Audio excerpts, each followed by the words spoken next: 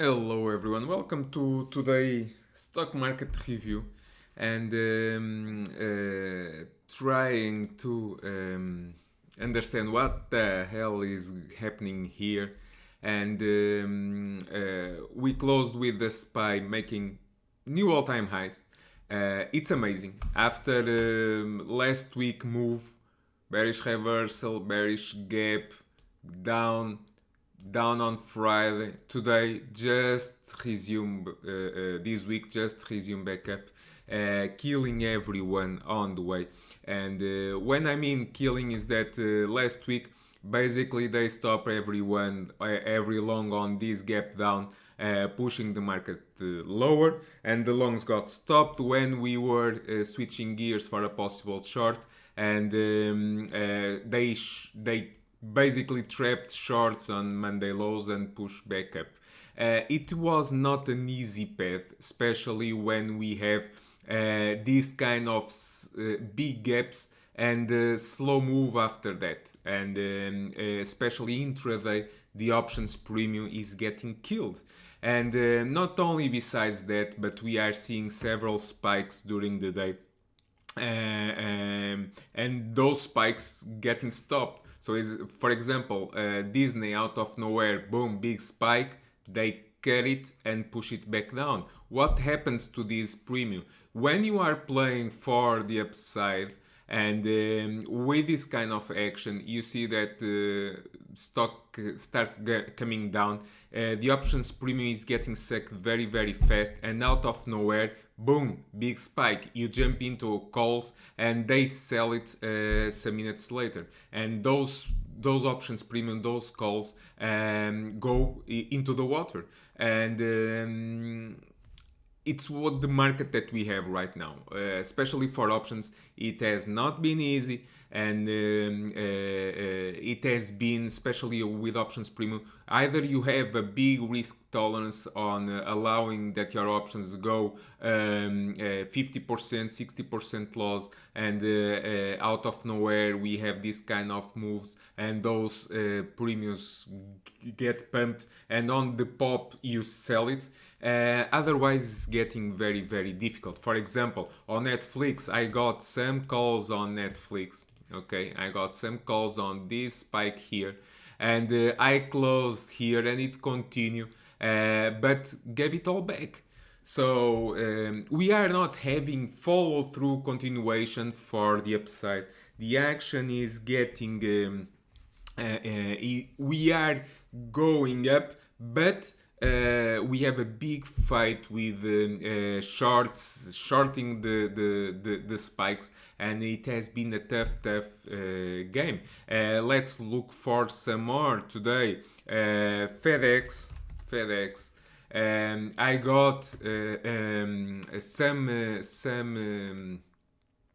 some calls here, but during the session it came back down and it sucked the premium, and just to see it going back up at the end of the day. So it has not been an easy path for sure.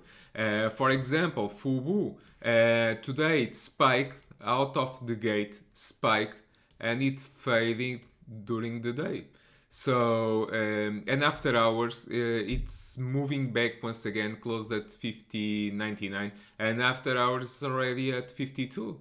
So the path is not being LAZR, for example, out of nowhere. I got some shares, was looking for a break higher, and they sold it once again. They tried, and they keep it here on a tight range. They are not letting price to break one way or the other. They are sucking out the premium and making things very, very hard and very tricky. We can go, for example, for NEO today. NEO was looking for continuation yesterday. Nice move, was looking for continuation for upside. What they did, they rejected price, but it didn't break down. So stayed flat. If you see here, stayed flat for several hours. Okay, for from 10 a.m. it stayed pretty much flat. What happens to these kind of stocks? The premium for the both calls and puts are sucked and go to zero. Okay, it's what happens. We cannot have this kind of it's very hard to generate cash flow by buying options. You have a possibility on this kind of moves. You sell premium, you sell out of the money puts or out of the money calls. And when we have this kind of momentum, actually the loss of momentum, no momentum at all, where the stock's keeping a tight range here during the day, you sell out of the money call spreads or out of the money put spreads to keep it safe, and you collect the premium, and that's it. It has been very difficult. But let's look into those charts. For example, Apple today they tried to sell the open, push it lower. It got rejected and they push it back above 135.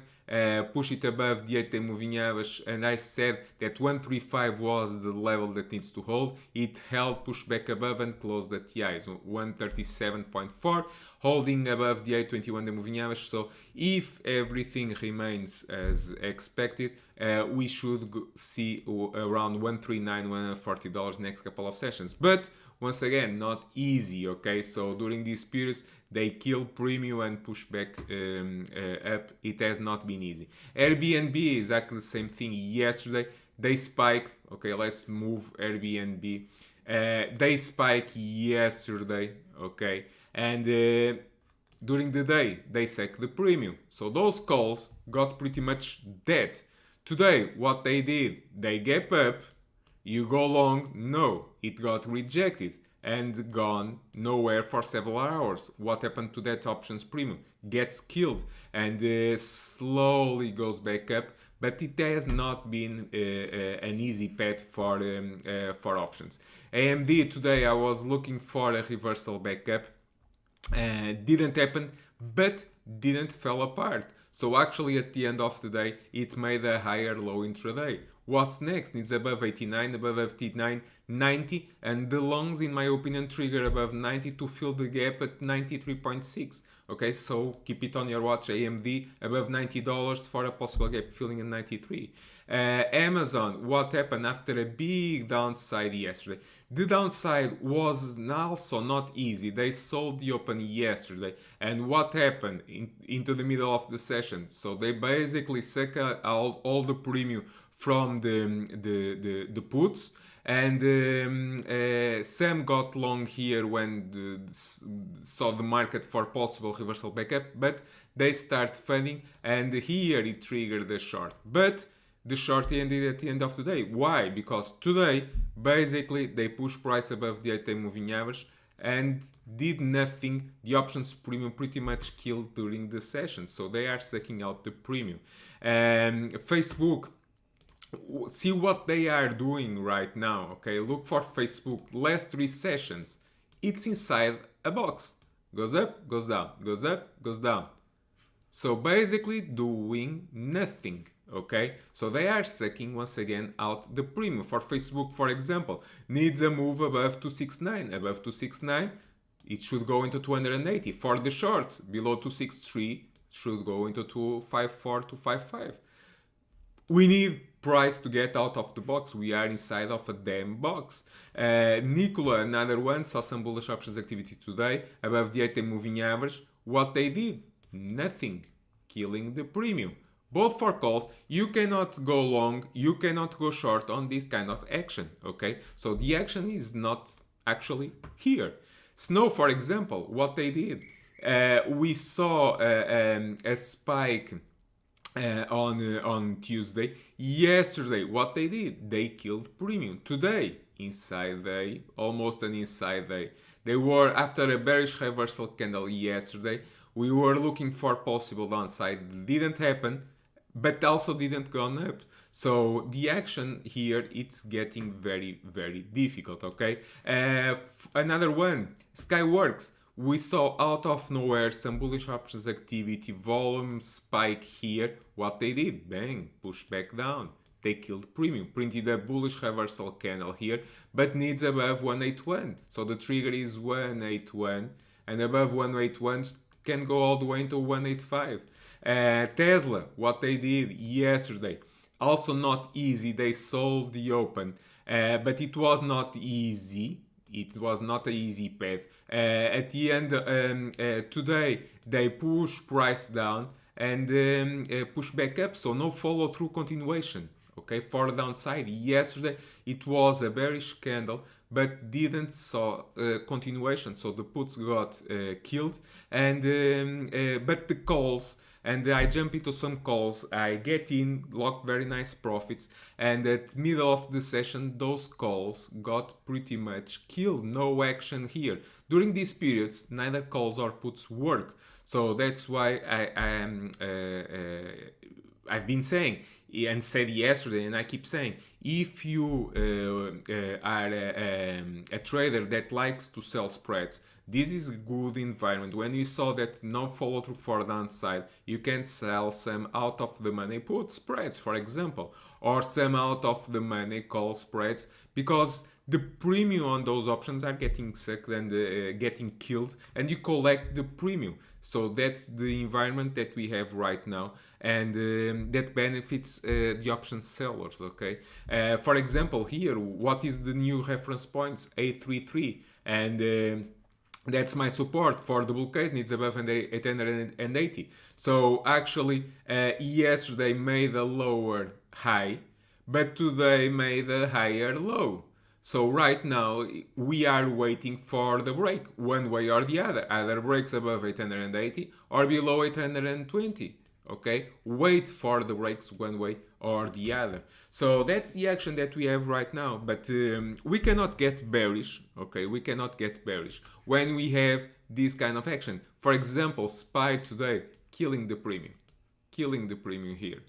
On this was very slow, and at the end of the day, boom, it ramped, it squeezed the shorts, new all-time highs, after hours, new all-time highs once again, but it has not been easy, okay? Especially when we have yesterday possible bearish reversal candle, but didn't give follow through, and this kind of slow action, it's sucking out the premium, so it does not benefit buying calls here. Okay, the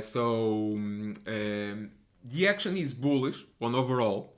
We're looking for the SPY, we're looking for the overall market, and the action is pretty much bullish. But they are selling the Skypes, they are killing volatility. When volatility spikes, they are killing the momentum, and that's for options trading gets very difficult to manage and to hold. So today, for example, Netflix, this spike was one of the ways I was able to generate very nice cash flow. Tesla here, I got calls 835 here because I was playing against 833 low of the day. I bought calls 835 in the money at the time, and they worked very well. I closed the calls for a very nice profit, so that worked very well. Today FSR was another one.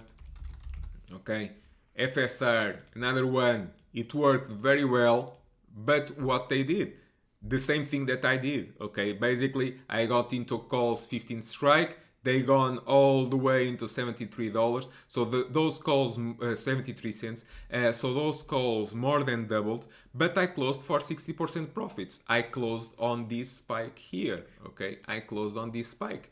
Why? Because they are killing the premium, and it was the wise thing to do. Boom, that premium got killed. So they are not letting, but also didn't fall apart. So we have these kind of periods of small volatility, but we are not seeing follow through continuation. And another one, okay, another one, UAVX. I got some shares, okay, I got some shares here on this candle, but I was seeing some indecision here, and I decided to lock my profits. 24 cents per share. it's that good, it's profit, okay, so I'm okay with that, but it's not easy when we don't have follow through continuation. And for example, UVXX looking for $14-15 as possible targets, but with this kind of momentum that got stopped on the spike and doing nothing, it's flagging, okay, so the next trigger is above 18.9 to go into the $14-15 area, but it's getting very very difficult here. Another one that I got home, I was seeing yesterday bullish reversal candle recovering the 8-day moving average. Today I was seeing a bullish reversal once again. I got calls here on this spike, but at the middle of the session and I start seeing some fading, I decided to close. Why? I'm not bearish, but for me, I'm not seeing continuation. Okay, so what's next? Stock needs above 24, 27, okay, to go into the targets 26, 27. So it has not been, once again, it has not been easy to play with options on these kind of periods when the volatility is getting taken out on the both calls and puts. Okay, so this is the perfect environment when the options premium are high and the option seller starts selling options. That works very well. It's not my way of trading, but if you do, I already told you what to do on these kind of moves. What you can do, you can sell out of the money, put spreads, for example, and collect the premium on those puts. That's a way to do it. Or you go with the shares, and if you have long-term portfolio approach, I'm not having right now, I'm trading once again, I'm trading for a living, I'm not seeing many setups for the long term. That's why I'm jumping to on this kind of spikes. I jump in, lock my profits, and go back into the cash. But for example, this one can be good for possible continuation. It was a one that made a big run. Right now it pulled back. If it breaks once again above 24.5, it can go back into 26, 27 or even higher. So bullish options activity also on the name. So yeah, it can work. Why not? But the actions for now. New, another one everyone was looking after yesterday, bullish reversal. Very nice bullish reversal yesterday. What happened today? Boom, killed. Did nothing. Okay, so everyone can say whatever they want, but right now it's the market that we have. We're always looking for ways to generate cash flow, so I will keep looking for better setups the best way I can. These periods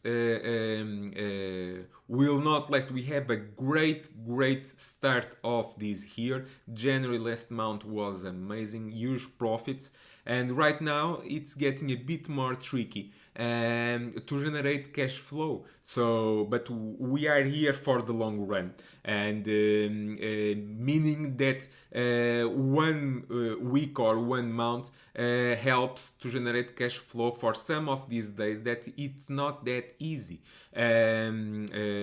It's all over the years, and I'm trading for more than 13 years. I've been finding people that want every single day to generate cash flow, but market does not work that way. Okay, so after the fact is a lot easier, but during the market, when you are seeing real time, you have your position in and looking for upside, but you don't see follow through, you get out, you get stopped a lot, and that's part of real traders life. Okay, so other people can tell stories and making a beautiful scenario about trading. Trading is hard, okay, and if you are not with the right mindset, saying that okay, this last couple of days have been hard, okay, but we are here for the long run, for the long period of time, to be successful trading on the long run. And we will have days when we will have 10 beggars that will make a lot of money to compensate these small stops that we have during the way. Okay, so stay safe, wish you all a great trading, and let's look for more setups and for more charts and for more trades, either stocks or options. Okay, so thank you all for watching, wish you all a great trade, and stay